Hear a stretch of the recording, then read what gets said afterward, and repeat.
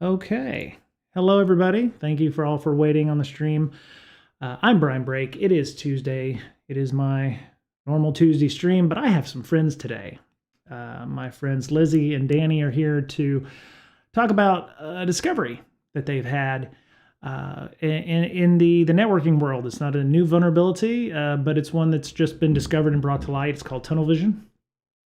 If you are wanting to understand and have more information about it, there's a QR code on our overlay here that goes to tunnelvisionbug.com. And yeah, I'd like to thank Lizzie and Dani for coming on, and yeah, thank y'all for coming today. Yeah, absolutely. Yeah. Glad to be here. Right on. So just for a disclaimer, I used to work at Leviathan Security. I worked with Lizzie, both as PMs. We were filthy engagement PMs at the time, dealing with a lot of different and interesting stuff. And I do have equity in the company. So just as an aside there for full disclosure, and I still have relationships with a lot of the folks that work at Leviathan. So yeah, so I think we'll start with Dani because I don't know Dani as well. But Dani, how did you get into information security? And we'll talk about tunnel vision after we get Lizzie's background. But I'd love to find out about your background in information security and how you got to be, working in security. So back in the day, my parents were like really strict and being like, "You got to read books," and it's always about like fiction books and stuff. And I just hated reading. So I would get on the computer and I'd be like, "Look, I'm reading," and I'd start reading code, um, and I'd program and stuff, and I just kind of started playing around with things, getting on like hacker websites, um, and maybe doing some things I shouldn't have. Nice. But I didn't get caught for anything. Um, Went to college and then I got hired as like a blue team infosec, IR kind of person. Um, and then ended up getting hired as a pen tester at like a very small Wisconsin kind of firm. Um, my friend was like, "Oh, you want to be like a hacker, right? You should just like apply. Like, what's the worst that can happen?" Nice. So I did, and I ended up getting the job. They're like, "Cool, when can you start full time?" And I'm like, "I'm a student." And then they're like, "Well, okay, we didn't know that. We thought you were out of college." So then they made me like part time until I graduated. But I just kind of I just took random. I wouldn't call it risk, but like just like gambled, basically. Very nice. Okay.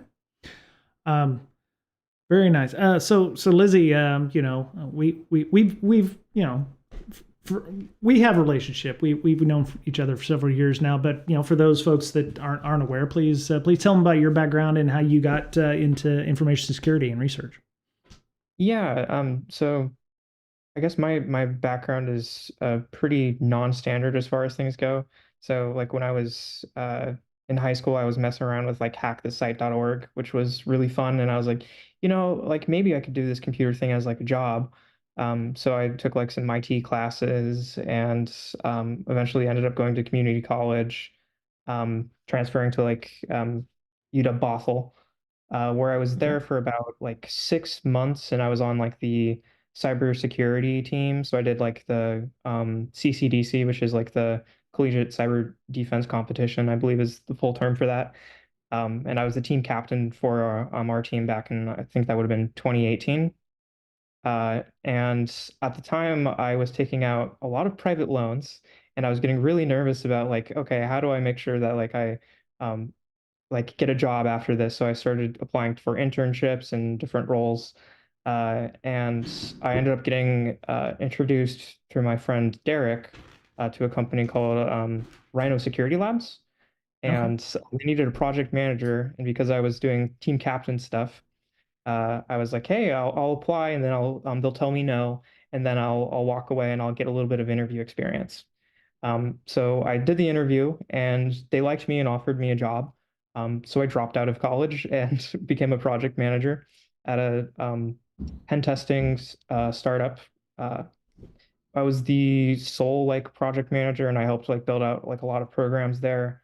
Eventually, after like a year or two, I ended up leaving and joining Leviathan, where I did project management for think it might have been 2 or 3 years. And eventually I was like, I want to be more hands-on because I'm watching like all these really cool people, really good pen testers, just have like the time of their life. And I remember back in the day when I was doing computer science, like maybe I can do that, like that I can do that too. So I started like studying on the weekends and um, transferred internally to the pen testing team. So that's kind of how my background kind of shook out. Nice. Okay. All right. Yeah, I love hearing how people get into information security. I didn't a lot of people come from a coding background, or they come from GRC or what have you. So it's great to hear how folks are getting where they are, and are happy doing what they do. So so I'm just throwing it out here. TunnelVision. This is not a new bug. This is something that's been around for years, and this is one of those ones that it's interesting because it's one that people are like, oh, okay, well this is pretty much affects a lot of different organizations. Anybody who has pretty much a VPN and or DHCP. So um, I'll I'll let you all figure out who wants to start first. But it's like, how did you find TunnelVision? What is TunnelVision, and how did you what was the impetus to start poking around on VPNs? Yeah, so our company does a lot of different projects. So as part of one of our projects, we needed to be making a threat model of like basically how to attack routing tables. And one of those ideas came from Dani, who is the tech lead for the project. Excuse me, was the tech lead for the project. And she said, we could just use option 121. Like, why don't we do that? So we added it to like the list of things to test for, and we ended up discovering, oh, this has really unique properties when it's applied to VPNs, and also this is by design. We're not actually like writing custom code. We're not doing like, oh, here's like a really complicated like proof of concepts. We're just using built-in features. And it actually started this whole dialogue internally between Dani and I mostly about like, is this a vulnerability? Is this not a vulnerability? And usually the conversations went something along the lines of, this is just how networking works. And then me saying, well, yes, but it affects like privacy and affects like the different way that people believe that their VPNs are going to work. Um, and after several months of like that back and forth, it kind of landed at a position of, this is a technique. This isn't necessarily a vulnerability. It becomes a vulnerability when the person who is designing like the VPN or the VPN provider says that it can protect you on like an untrusted network in all situations. Right. Dani, I'm not sure if you want to add anything in there, but that's kind of like the too long didn't read version. Yeah. No, I think that's a really good explanation of it. Uh, like VPNs were never designed to be privacy or security tools. Um, the threat model of the actual like VPNs as a technology is that their their job is to protect their own connection. Because like imagine if they didn't encrypt their packets, right? You would just be sending layer two traffic like right over the internet. That would be unacceptable, right? Because layer two is a privileged point to be in, and like networks, the networking protocols that are available on local area network are different than what you would see coming from like a WAN coming in, right? So that opens up so much more attack surface. So the um, the encryption that like VPNs use is to mitigate the problems that they themselves introduce.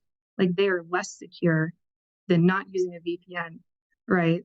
So Right. like they have to fix that in some way. And the encryption is not meant to, like VPNs aren't trying to secure all traffic, they're trying to secure their traffic. And if your traffic doesn't go over that VPN, it's not secure. So like from VPNs as a technology, their threat model is not broken by TunnelVision. It still works. Like, WireGuard is provably secure, and we didn't break that proof. We just stopped sending traffic over it. Right. Yeah, the way that we describe it on our like tunnelvisionbug.com, we have two different sections because we knew that this was probably going to get some attention, and we wanted to make sure that it was approachable for people who both had like a technical background and a non-technical background. So in the general public one, we use the analogy of um, if you are going to like a train station and like your computer's trying to decide which train to take, we're attacking the mapping that says this is the train that that person should take. Um, and yeah, that train might be the most secure train in the world, but if you're told to get on the wrong train, that doesn't matter. Right. Yeah. Right. So, 121. I don't know if I've ever heard of that option in DHCP before, but it is part of the RFC, and that's what that's the one thing that we've had discussions at work. They're like, "Oh, this is a vulnerability." I'm like, "No, it's as designed," right? And we see that with a lot of things. It's like the RFC was written, what, 30, 40 years ago, or maybe 30, 40 years ago. Oh my God.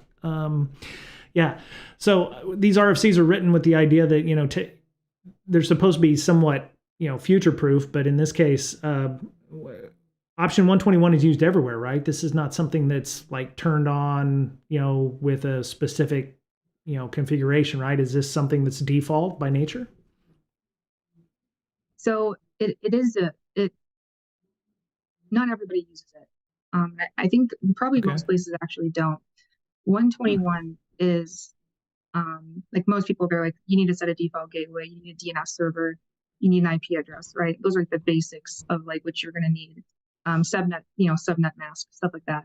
121 is usually used in like more complex networks because DHCP is supposed to be like a centralized point where you can configure, endpoints and networking devices from a singular location. So they have a lot of RFCs, or they have a lot of options to do like almost anything you want, right? You want to put routes in the routing table? Sure. Microsoft has their own version of 121 that's just for them. It's called 249. And from what we can tell, it's the same thing. They just made their own option. There's like a one for IP forwarding, which is something I want to look into. You can just like enable IP forwarding on somebody, assuming that they respect that option. But there's a ton of options for technologies you've probably never even heard of. And I think that's going to be an interesting vector in the future, is like going through those and determining like what kind of vestigial uses of this, like where does this exist in kind of like an interesting way between like how things were 20 years ago and how things are now. But yeah, to get back to it, option 121 is I wouldn't call it like ubiquitous. It's fairly common, but it's not ubiquitous. Oh, okay. Yeah, All right. and I think its actual predecessor is probably more well known than I think the actual like 121 option. So like some people have to configure like static routes for like their home network for various reasons, and that was option 33, which then was deprecated in favor of option 121 in 2002. So 2002 Okay. is when option 121 came along, but Oh, a lot of folks don't necessarily pay a whole bunch of attention to that level of detail. Mostly the people who do are somebody like network engineers, where they're doing enterprise level things. So I think the fact that like this tunnel vision technique, as we're calling it, it kind of points to like maybe you just look at the underlying technology that you're relying on and see what kind of assumptions exist in the way you design something, and also what you can do with that underlying technology. Because then you find situations like this where it's like, oh yeah, it was designed for this, but over time something changed, and it's really hard to um, keep track of like all those different things. Like there's over 100 options. And knowing how each different one might affect your security in all these different cases, it's a really hard problem to solve. right. Right. So there's numerous types of VPN configurations, and it sounds like this is not a VPN problem. This is well, it's a VPN problem, but there's additional bits that have to be added. So there's a lot of things that tend to have to line up for this. You got a CVE. Y'all have a CVE for this, which it's 2024 3661. Maybe so. I'm spitballing a little bit here, but what does it take to get a CVE? Can you just call up NVD and say, "Hey, we got this thing"? And I mean, what's the timeline for something like that like? Do you have to plead your case? I mean, what does it look like? So I think it depends because there's different routes you can go for like getting a CVE. Like sometimes you might work directly with a vendor. In our case, we were trying to contact different vendors and it got messy, and I we can talk about that a little bit later. Yeah. But we realized that we needed to like have some way of mass disclosing to everybody that we can reasonably.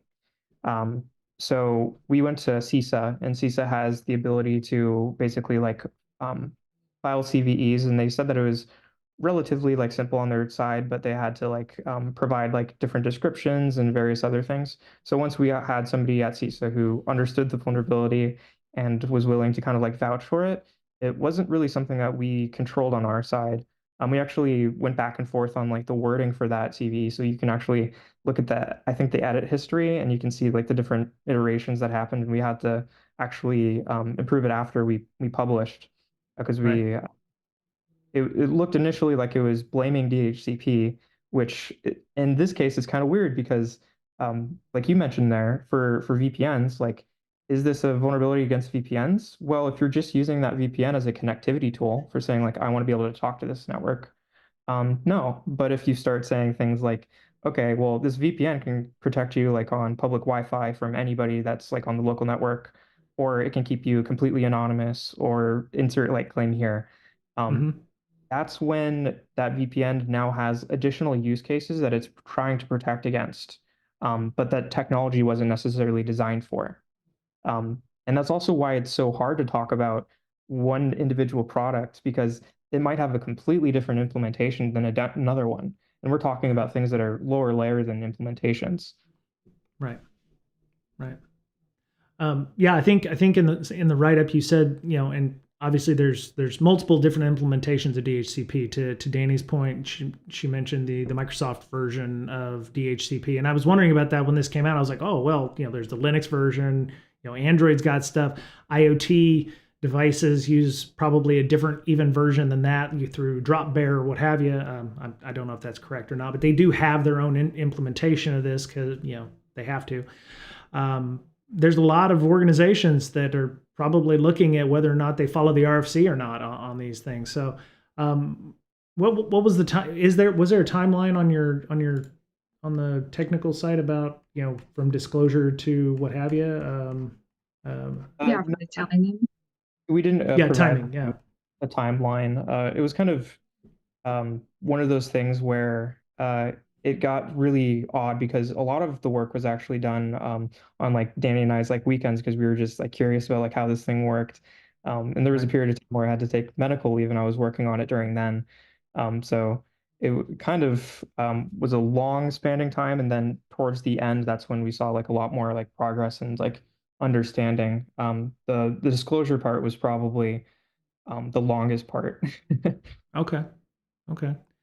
I can imagine the way these things had to be worded. It's like somebody like the Reg or something could say, "Oh, all VPNs are completely owned," and whatever. So there had to be.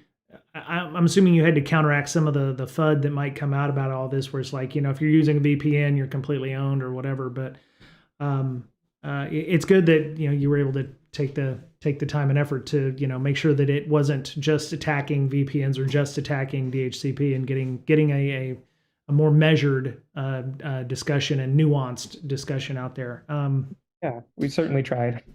Yeah, no, I appreciate that. So if there are different ways you can set up your VPN, right? There's what they call split tunneling, which is, for certain things, they don't go over your company's Wi-Fi or your company's internet connection, or, you're not surfing your Facebook across, Amazon or Google's, VPN connection. Well, I don't know, Google uses VPN so much anymore, and then there's the full tunnel, which means everything from that machine goes over that can, so there's different reasons for doing that. It's like, bandwidth considerations. You're streaming your FIFA World Cup or whatever. You don't want that running necessarily over Amazon's or Google's or Microsoft's network.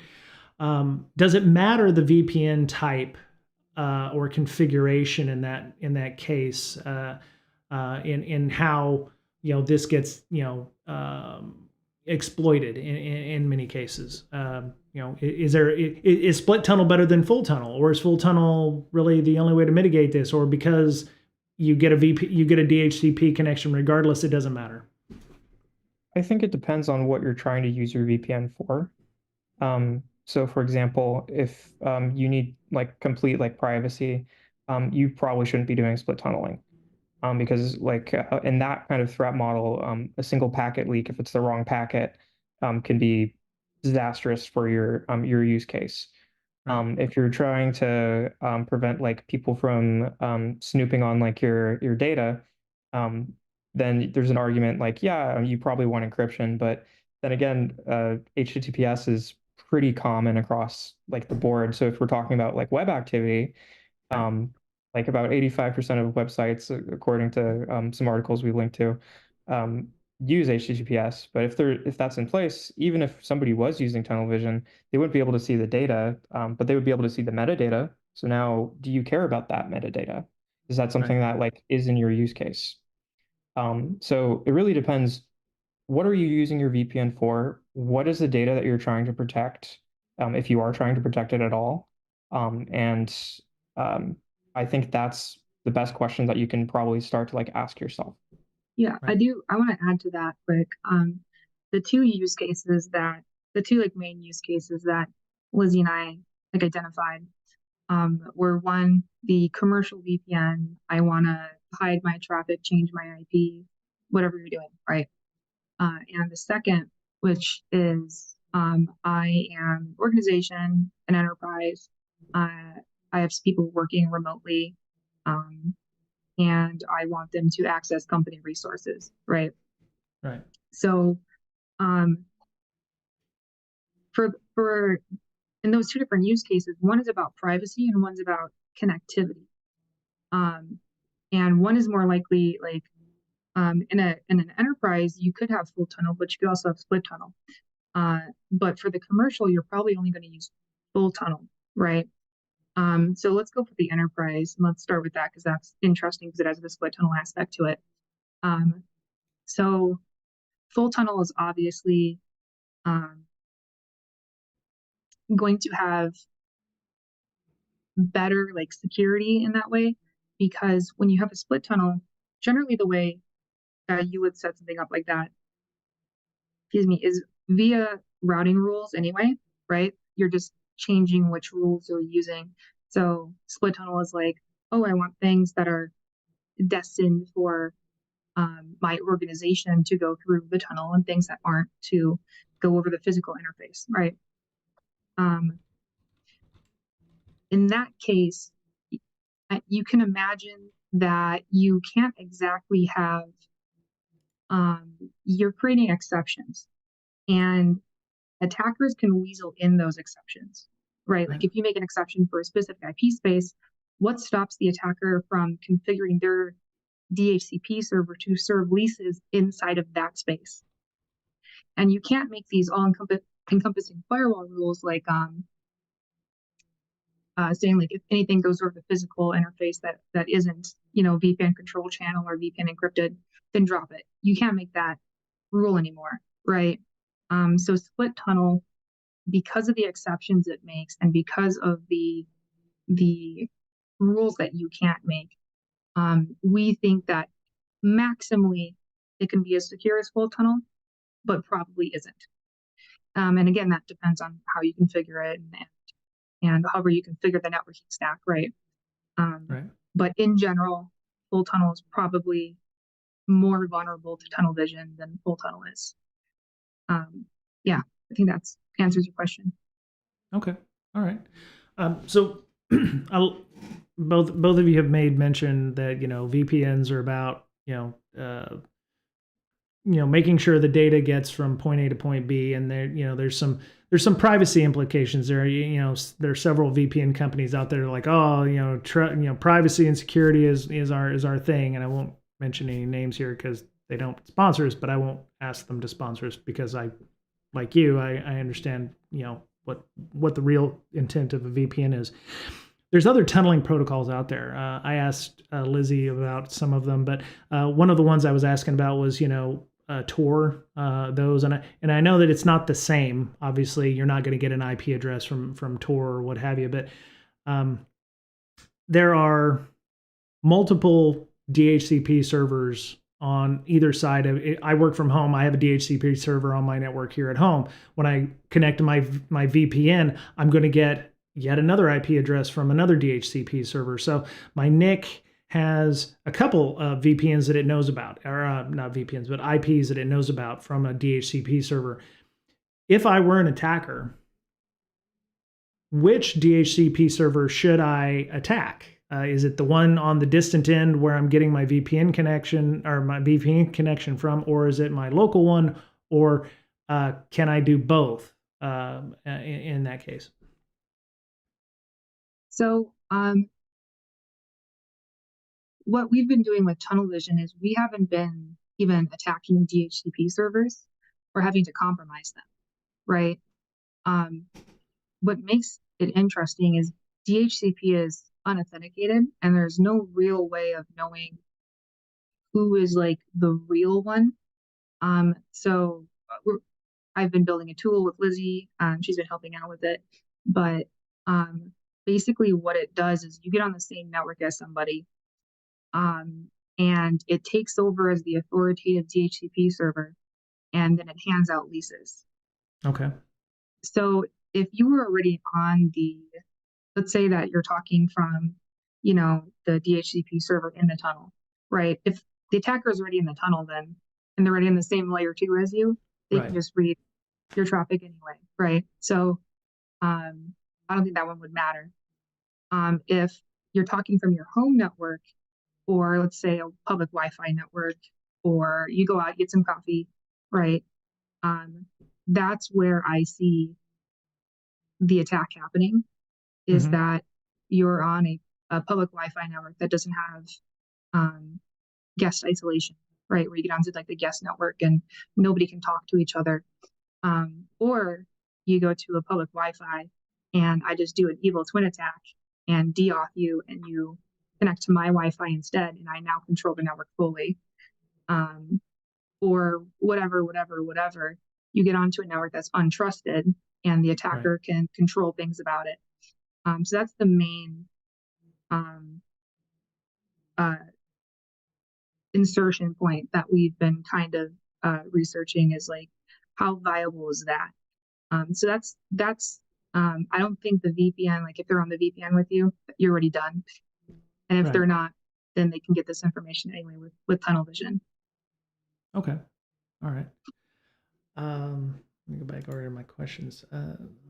So there a lot has been made about things like responsible disclosure. Being able to work with multiple companies in this case, on making sure that vulnerabilities get fixed before they're shared. Bug bounties come out of that because they need to have a way of collecting that information in such a way so they can fix it before it becomes more public knowledge, and also make sure that vulnerabilities don't end up in the hands of bad people. Did you reach out to VPN companies, or what was the initial discussion like? If it wasn't talking to CISA directly, you must have had other options before you went and talked to them. So what was the discussion like with some of the VPN companies? Not to name names, but rhymes with like Crisco, or the other ones of the world that are have VPNs and they think everything's all hunky dory. What was the reception there like? Yeah, so I can take this one because I've been primarily the one disclosing to individual bug bounties. I would say that there's been about 3 phases of disclosure. The first one was the idealist one, where we just were like, okay, well, let's go report it to all the bug bounties for all the VPNs. And we quickly realized that there's not that many bug bounties for VPNs. There's a Hmm. couple of standout ones, and we submitted to quite a few of them.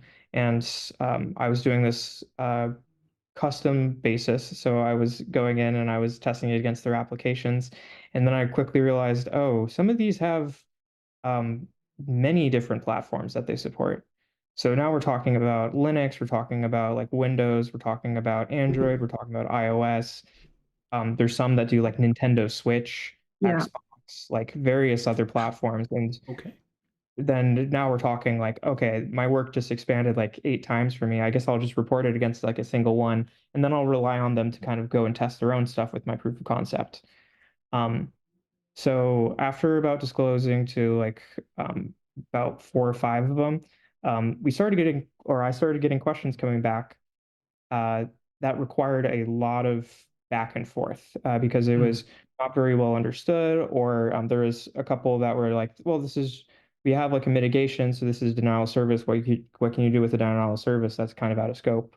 Um, and then, of course, there was folks who weren't able to reproduce because they didn't have the right kind of lab setup that was the same as ours. I was testing from like a Windows box, which is why our GitHub repo has instructions for Windows.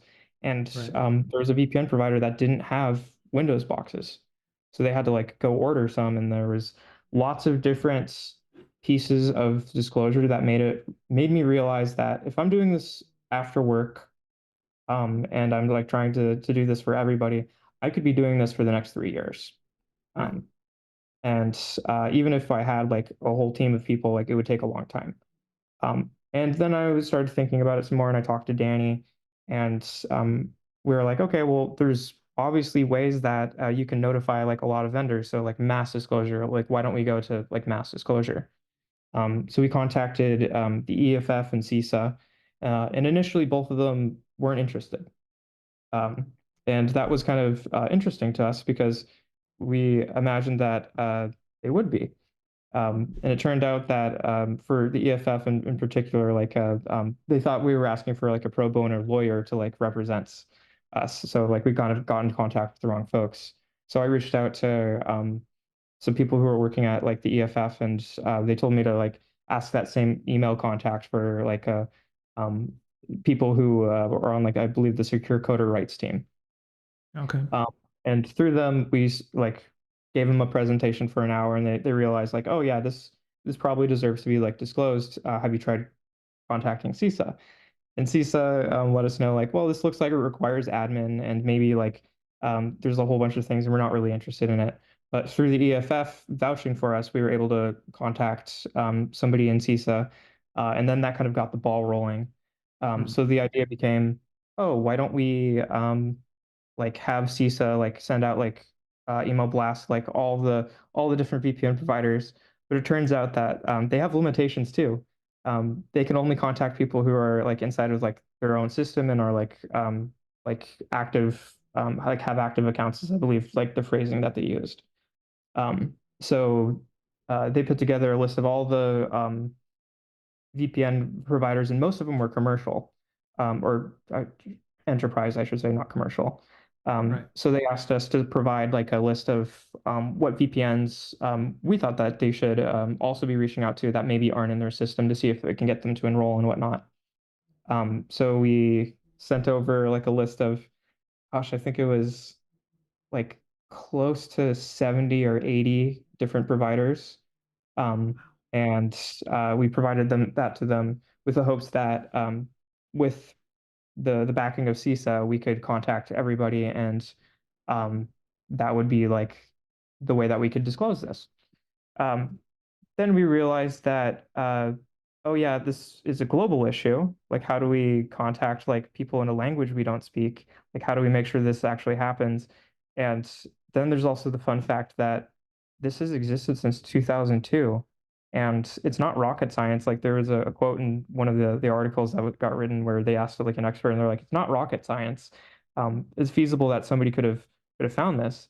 Right. Um, and since like publication, like there's folks who've reached out to us saying like I was talking about this back in like 2015 or 2017, and that kind of like uh, impact made us realize uh, this could be already like out there in use, and like this is more of like a PSA that needs to be made, and like public disclosure is probably the only way. So Right. we kind of shifted gears into how do we make sure that this blog post is something that is thorough enough for experts to go to and get all the information they need, but simple enough that somebody who's a computer science student could get interested in this and then read all the way through and like learn about like what's actually going on underneath, while also making sure that there's like nuance and that we're not like pulling the fire alarm when there's no fire. Right. So Right. that was kind of like how this evolved into what we saw here with releasing of the blog post and journalists writing about it, and I guess the rest of the media. Nice. Yeah, I'm not media. I'm just, I'm just a guy with a microphone. So, um, so do you think that I don't know. So there's been research on this previously, and some facets of it have been, and you're kind of pulling all of this together. Uh, did when you talked to those folks said, hey, I've been working on this in 2015, I've been working on this in earlier times, what was the reaction to your CV? It was like, did they try to do a lot of the same stuff y'all did and it didn't go anywhere either, or did they just not have the resources to be able to get any traction, or they gave it as a, hey, here's something interesting at a talk at like a local B-sides, and then nothing came out of it? Not even that. Oh, So that's multifaceted. From the when we started to like go, I guess to go all the way back from when we started, I'm like, there's no way that somebody hasn't thought of this. There's no way that somebody hasn't tried this. Minimally, agencies know about this, government agencies, nation state actors. This is like too simple for somebody with that amount of like research power to pass up, right? right. So even before we were given that information in the introduction, we're like, this has been a problem for 22 years, and it's probably been known and it's probably been used. And when we were like looking for past research to be like, are we just treading the same water? We could not find any research. We're going through white papers, and they would always get this close, and then they would go somewhere else.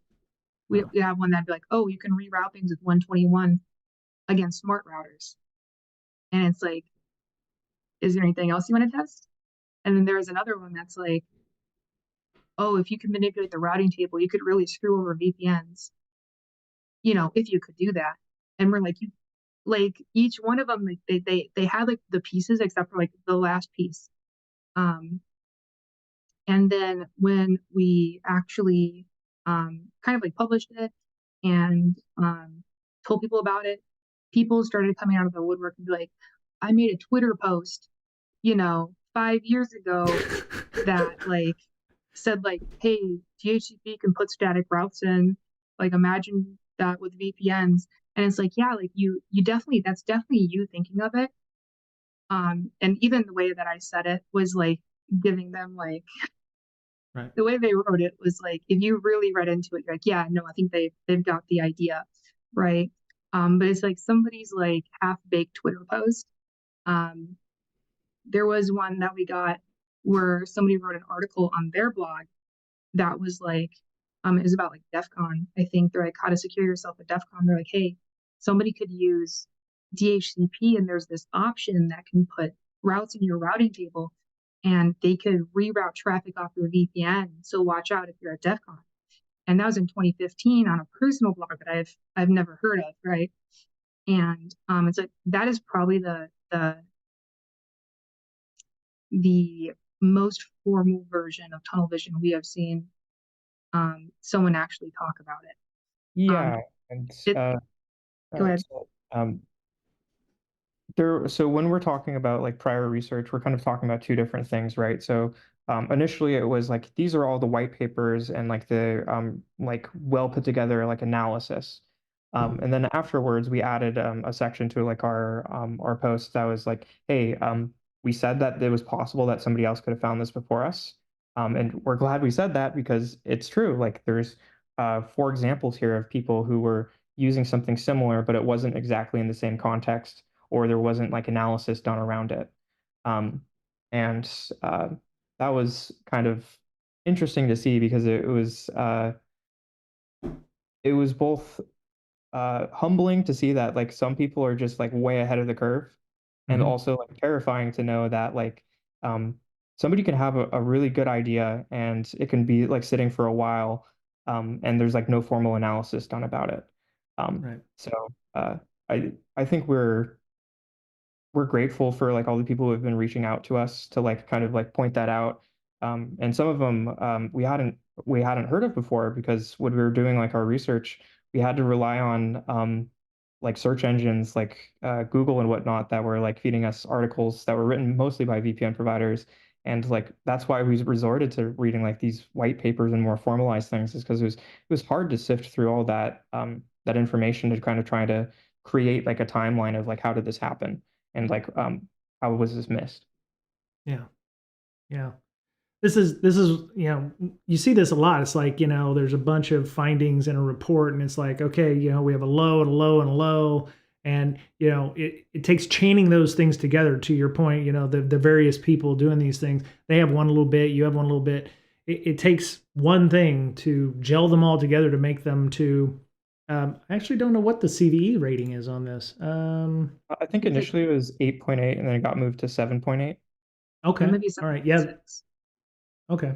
Yeah, NIST.gov has not updated their NVD yet, considering the issues that they've been having recently with the NVD database. It may be a little while before we see that. Um, uh, so yeah, 7.8. That's not bad. That's not bad. That's not bad at all. So there was another question here about some firewall mitigation. So yeah, everybody has to go through a firewall, all 9 firewalls to get to the secrets, and we're hacking all the things. And um, you know, Lizzie, you added this here about firewall mitigations. I mean, is it as easy as mitigating in the firewall, or can you do some traffic shaping, or hey, your routes have changed, you might want to take a look at that. I mean, what's the user experience for somebody who has their routes hijacked by a DHCP, or would they even know? It's complete implicit trust here. It's like, hey, we trust the DHCP because it's DHCP, and that's just the thing that happens. So what does Yeah, it look like, and what kind of mitigations can be done in a firewall, you or just can asked they? you just asked like 3 great questions, and I think I'm going to take them in reverse order. So the first one, like, Okay. what's the user experience for somebody who's sitting on a VPN and then tunnel vision is happening? It would look like this. They click the button to log into like their VPN. They log in, they start it, and it looks like they're connected. They go and they browse the internet, and eventually they close their laptop and walk away.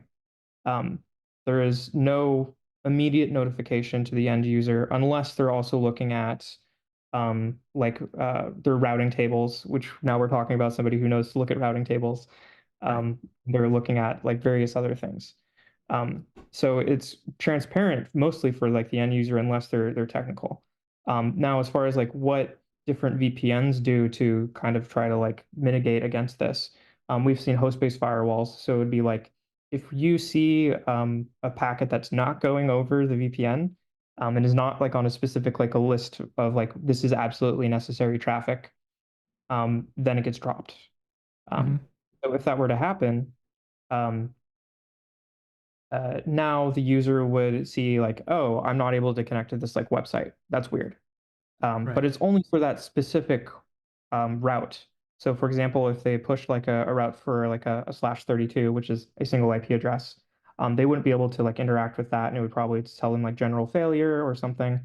Um, and if it were like an entire range, then that range would be unreachable. And theoretically, you could denial of service the entire thing while it looks like they're connected to the VPN. So in, Right. in no situation did we observe the VPN like terminating the connection. How kill switches actually work is they usually have that firewall protection just in case something leaks. Because when you Mm-hmm. do have that like termination kind of feature set, it could be pretty fragile. There could be situations where you like have a single packet leak and now like you're disconnecting the entire user And like maybe that's not the greatest user experience that VPN Right. providers want to like have. There are other options too, like let's say that somebody's like looking at the routing table. We didn't observe this, by the way, but theoretically, somebody could be looking at the routing table and they're like, okay, this is a DHCP one, just toss it out. Now you're making the choice for the users that like you don't need those like DHCP options, or you could just entirely disable like DHCP in option 121 and theoretically. But now you're making that decision for end users, and there's a reason that on some networks like option 121 is needed. It's to provide like internet connectivity. So if you do that, you might create a situation where now you can't actually reach the internet. So now you can't even like maintain your connection to like the VPN server at all. So now you're kind of just breaking the VPN for some users, and it's Right. unusable. Um, but the other thing about that is, let's say that they're only removing option 121 routes that are they're deeming are like just should never happen for whatever reason. They're like trying to determine these are bad routes, these are good routes. Well, functionally they look the same because they're coming in through the same means, but now you have to figure out which ones are good and which ones are bad. And if you're doing that and you're removing it from the table, like how fast can you do that? Because let's say that we have a low lease time. So every the lowest time that's possible is 1 second. So let's say that it's like 5 seconds or whatever. If we're doing that every 5 seconds, you can't just have that be like a once the VPN starts, you have to have a continuing process that's constantly checking for routes. And there might be like race conditions where it could leak a single packet. So in the use case that we talked about earlier, where like a single packet could be like catastrophic, that's not acceptable. Right. And that's kind of like the pitfalls of like trying to like edit the routing table and like make these decisions for users in all use cases. It's really hard to do, and realistically, like that's why we've seen most VPNs who do have mitigations use that firewall-based one, where they never terminate your connection, and instead they just rely on the fact that the packets are going to be dropped, and then it's a denial of service. Right. The problem that we see with that is, okay, we can choose which different ranges or IPs or IP space that we don't want you to talk to. And now we can selectively say like, okay, let's say that like it's a government who's doing this, right? And they would say like, these are the bad IPs. We never want people talking to these IPs. They could create a list, and then in some cases it would be leaking the traffic to them and they would drop it and they would also know. Or in the case where there's a firewall mitigation, everything on your VPN looks normal, but you're not able to access things, and it's a form of censorship. Right. And Dani, I've been talking for a bit here. Would you like to explain the kind of different Side use channel? cases that we have that are more advanced with this selective denial of service? Yeah. So if you're using a VPN for privacy, right, you kind of have to like talk about like what privacy is. You're probably expecting, and in most cases, like almost all your traffic's going to be encrypted, right? Like you're going to be on Google, you're going to be on Facebook, you're going to be on, I don't know, Yahoo. Let's say you're Right. doing whatever you're doing, right? That's all over TLS. So even if your traffic did actually leak, what information are you actually getting? What use is that VPN to you? And for some people who are very privacy conscious, that answer is I don't want people to know where I'm going. I don't want them to know who I'm talking to. So what makes this nefarious is that let's say, for example, I'm an attacker, maybe I'm government, and I've got that list of bad IPs again, right? IPs that you shouldn't be talking to. Instead of blocking that traffic, I can do the inverse. I can block all traffic except for that, right? And if I put those rules in and you're still talking, that's evidence that you were talking to one of those IP addresses. I can still figure out who you're talking to, even if you mitigate it using the firewall rules. So if you're trying to protect your privacy of who you're talking to, then the mitigation is almost as bad as TunnelVision itself, right? Because I can still figure out that information. Right. And something that we were discussing, and we're currently, at least, I don't know if we're going to continue doing it, but we'll see. We did try it and it did work, right? So this side channel isn't just theoretical, it's a thing. What we were talking about, and we mentioned it specifically in the technical blog post, was that you can use binary search on their internet traffic using routes, right? Because like if you think about routing Cider, it is literally built off of binary, so it's extremely easy. In theory, there's implementation details, right? But for example, if I block half the internet and you stop talking, you are talking to that half the internet. If you're still talking, then you're talking to the unblocked half of the internet, but you could still be talking to the half that I blocked, right? And so every time there's a block of IPs that you go completely silent for, then I know you're not talking to them, and I can keep eliminating those branches. So I can start with 4.3 billion addresses, and in about 32 leases, I can figure out with high accuracy the exact set of IPs that you were currently connected to. Okay. So if you're like, I'm on a VPN because I don't want them to know who I'm talking to, I can, if imagine, these are 5-second leases or whatever, 3-second leases.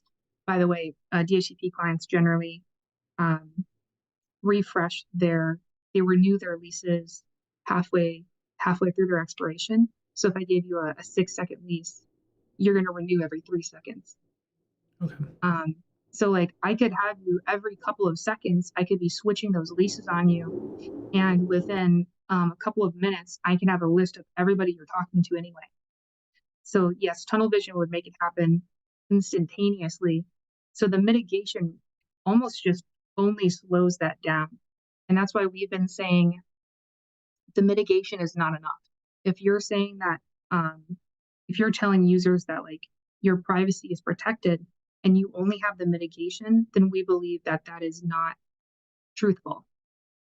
Yeah, to put a finer point on that, if a VPN provider is making claims of privacy, total privacy, or like complete anonymization, and the user wants to protect the fact of like who they're talking to, the mitigation is not sufficient. Yes. Right on. So I'm going to play the ignorant card here because I am a little ignorant on this. You'd mentioned the injection of routes, but I was doing a little, I was wondering what else can be, gathered when you're doing a VPN connection and your DHCP does that. Could you inject a DNS server and say, okay, when you're connected to this VPN, you're only using this DNS server? Because my thought was, well, if you can inject DNS and you can tell people, okay, you're going to route to this IP address range, then you could say this DNS server says that all these, 10.10.10. whatever addresses is actually Google or something like that. Does that open up some kind of a possibility of making people think that they're going where they need to go, so you could harvest credentials or do logins or 2FA bypass or anything like that? Is there other avenues that a DHCP server could insert to make this even worse? So to talk about DNS specifically, so yeah, like you can obviously add like DNS servers. If they're dropping traffic though, then setting a DNS server that is outside of their network that they allow anyway is just going to get dropped, right? Okay. It also depends on the exact implementation of how the DHCP server works with the networking stack. I know that I think System D on Linux with the network manager has DNS servers it uses per interface. So in that case, I could set like the physical interface to use a specific DNS server, but not necessarily your tunnel interface. So it really depends on networking stack implementation. I know Linux better than I know Mac OS or Windows or anything like that. So could there, like, yeah, can you do cool things with DNS? Definitely. Is it going to be something that maybe gets past, current protections? Maybe not.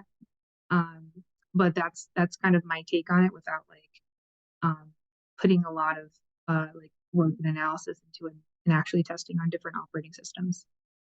Okay. So a lot has been made about the fixes in place, things that you can do. Obviously, with this being an RFC, it's not really a vulnerability. It's just kind of working as intended. Are you concerned at all about communicating this kind of stuff where it can't easily be fixed, or was this designed as a wake up call to get people to start monitoring their DHCP routes for being modified? I think you mentioned that this can be looked at through like firewalls or host based systems, so there should be some logs, right? It should be like, hey, your routes have changed. We didn't change any routes, that kind of thing. So is it more monitoring that we need to do? We need to make sure our SOCs are now looking for potential VPN route insertion or modification, or does it bother you that you've put something out there that or is now calling attention to all the other little pieces that didn't get attention, and now it's like you've got one big glob of attention? Yeah, it's a hard question to answer, and it kind of goes back to like the ethics of like why we do what we do, right? Like our job as security researchers is to help keep people and their data safe. We want people to be able to like protect themselves. But in this specific case, the only operating system where you can fully protect yourself right now is Linux, where they implement like namespaces. And there's lots of different things that different parties can do. And it becomes kind of like a shared responsibility if we wanted to fix this. An alternative is how can we actually design from the ground up an alternative for privacy, sorry. Um, is it VPNs, or should we be looking for like the next generation of what we can actually like prove? Like for example, WireGuard does an excellent job in their documentation for proving that they can establish a secure channel. It's just that you actually have to use it. So maybe there's somebody else out there who can actually design from the ground up like a system where they can prove those properties. But ultimately, what we wanted to accomplish here is like making sure that people are aware that this is a thing that can happen, Right. especially because there's so many different like people who rely on VPNs these days, and it's not exactly clear like what they do and what they can do and what they can't do. So it's important to like make sure that when these companies are making claims, that they can actually prove it. Right. And I think that's probably like the most important part is we're pointing out that this is possible. We specifically didn't want to like name names, but we wanted to make sure that everybody knows this is the technology in general and what it's capable. And like when it's used in the context that it's supposed to be used in, this isn't a problem. It's just that a lot of people are using it outside of the context that it was designed for. Right. Yeah. Okay. Yeah, a lot of um, it was for the public. Like if the technical blog post, again, the reason why we wrote it, like one of the first things we had was like, what is a network, right? We have like an entire like remedial section, is because we're trying to democratize security and bring attention for people who might not understand it and who are trying to achieve privacy and achieve specific, security.